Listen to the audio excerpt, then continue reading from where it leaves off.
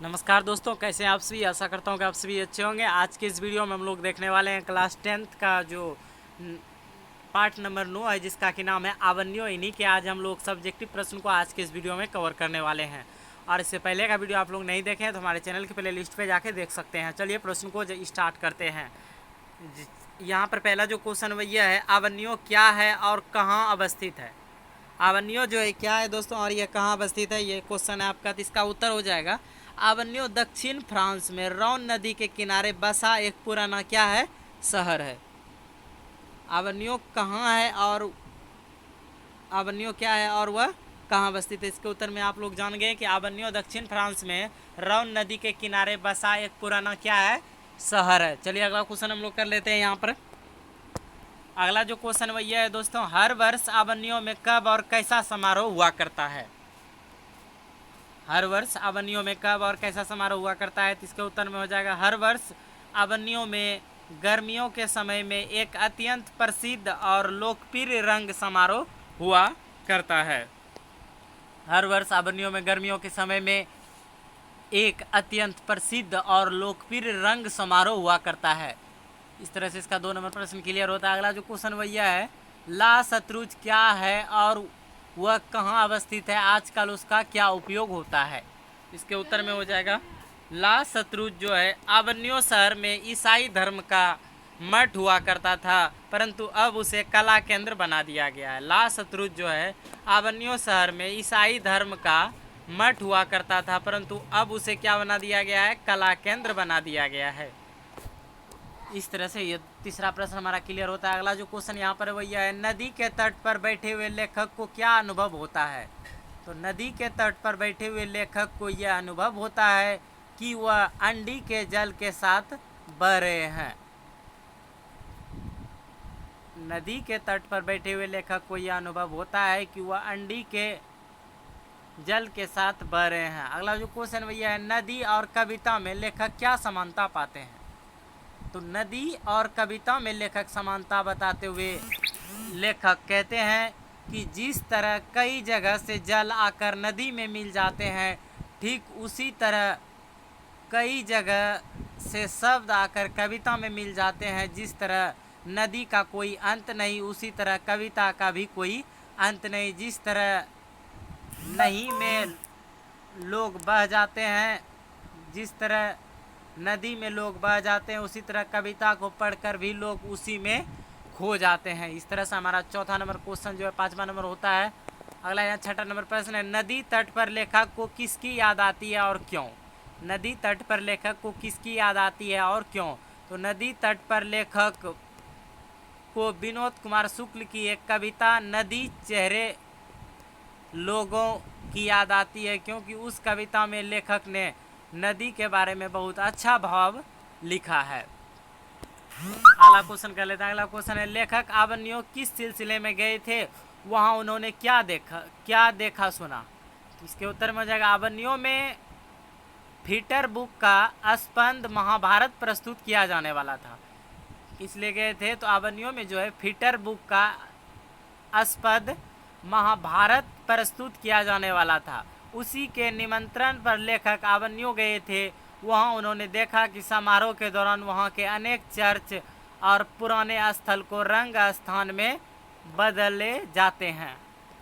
अगला क्वेश्चन है, ला शत्रुज का अंतरंग विवरण अपने शब्दों में प्रस्तुत करते हुए यह स्पष्ट कीजिए कि लेखक ने उसके स्थापत्य को मौन का स्थापत्य क्यों कहा है। तो इसके उत्तर में हो जाएगा, ला शत्रुज आर्यूसियन संप्रदाय का एक ईसाई मठ है। बहुत दिनों से उसका धार्मिक उपयोग होता रहा है। यह समुदाय मन में विश्वास करता है, इसलिए स्थापत्य एक तरह से मोह जैसे ही लगता है, क्योंकि जो भी कलाकृतियां हैं शांति और निक दिखलाई देता है। तो इतने शब्द में आपको लिखना है दोस्तों। 2 नंबर आपको मिल जाएगा इसमें। लेखक आवन्यो क्या साथ लेकर गए थे और वहाँ कितने दिनों तक रहे, लेखक की उपलब्धि क्या रही। लेखक आवन्यो में अपने साथ हिंदी टाइपराइट 34 पुस्तक तथा संगीत के कुछ टिप्स भर ले गए थे। वह वहाँ 19 दिनों तक रहे और 19 दिनों में 35 कविताएं और 27 लेखों की रचना की। चलिए अगला क्वेश्चन कर लेते हैं। अगला जो क्वेश्चन भैया है, प्रतीक्षा करते हैं पत्थर शीर्षक कविता में कवि क्यों और कैसे पत्थर का मानवीकरण करता है? तो उत्तर में हो जाएगा प्रतीक्षा करते हैं पत्थर शीर्षक कविता में कवि पत्थर का मानवीकरण करता है और कहता है कि जैसे मानव किसी की प्रतीक्षा करता है ठीक उसी प्रकार पत्थर भी किसी का प्रतीक्षा करता है। मानव अपने जीवन में बहुत कुछ अनुभव करता है, ठीक उसी प्रकार पत्थर भी अपने जीवन में बहुत कुछ अनुभव करता है। चलिए अगला क्वेश्चन कर लेते हैं। अगला जो यहाँ पर 11 नंबर हमारा प्रश्न है भैया है, अवनियों के प्रति लेखक कैसे अपना सम्मान प्रदर्शित करते हैं? अवनियों के प्रति लेखक कैसे अपना सम्मान प्रदर्शित करते हैं? अवनियों के प्रति लेखक अपना सम्मान प्रदर्शित करते हुए कहते हैं कि ला शत्रुज में मैंने जो पाया उसकी गहरी कृतज्ञता मन में है और जो खोया उसकी गहरी पीड़ा भी मन में ही है। इस तरह से क्वेश्चन हो जाता है सॉल्व। अगला क्वेश्चन है, मनुष्य जीवन से पत्थर की क्या समानता और विषमता है? मनुष्य जीवन से पत्थर की कुछ समानता है जो कुछ भी विषमता भी। जैसे मनुष्य हर समस्या को सहन करता है या उस समय का निदान करता है, उसी प्रकार पत्थर भी अपनी जीवन की समस्याओं का सहन करता है।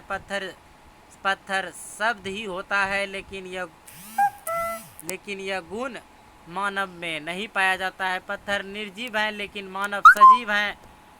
यही सब पत्थर और मानव जीवन में समानता और विषमता है। अगला क्वेश्चन 13 नंबर प्रश्न है, इस कविता से आप क्या समझते हैं? अवन्यूज, इस कविता से हमें यही सीख मिलती है कि जिस तरह पत्थर अपनी स्थान सदा स्थिर रहता है उसी तरह मनुष्य को भी अपनी ज्ञानता कोई पत्थर रहना चाहिए। जिस तरह पत्थर हर समस्या को खेलते हैं उसी तरह मनुष्य को भी हर समस्या को झेलनी चाहिए। अगला क्वेश्चन है, नदी तट पर लेखक को किसकी याद आती है और क्यों? तो नदी तट पर लेखक को विनोद कुमार शुक्ल जी की याद आती है क्योंकि उन्होंने कहा था नदी चेहरा लोगों से मिलने की बात करती है। अगला क्वेश्चन जो कि इस वीडियो का लास्ट क्वेश्चन होगा दोस्तों, और आपसे रिक्वेस्ट है कि वीडियो पर चैनल पहली बार है चैनल को सब्सक्राइब करें और वीडियो को लाइक करें। किसके पास तटस्थ पानी में संभव नहीं हो पाता और क्यों? लेखक कहना है कि नदी के किनारे और कविता के पास तटस्थ रहना संभव नहीं हो पाता है क्योंकि व्यक्ति अपनी भावुकता अथवा खुलेपन के कारण वह अपने हृदय से उठ रही भावनाओं से नहीं बच पाता है तथा कविता और नदी हमारी नजराना को दूर से ही आकर्षित कर लेता है। इस तरह से हमारा जो है कि अवनियों चैप्टर का सब्जेक्टिव क्वेश्चन कंप्लीट होता है। इससे पहले का चैप्टर आप लोग नहीं देखें तो हमारे चैनल के प्ले लिस्ट पर जाके देख सकते हैं। मिलते हैं इस तरह के अगले वीडियो में, तब तक के लिए जय हिंद जय भारत दोस्तों।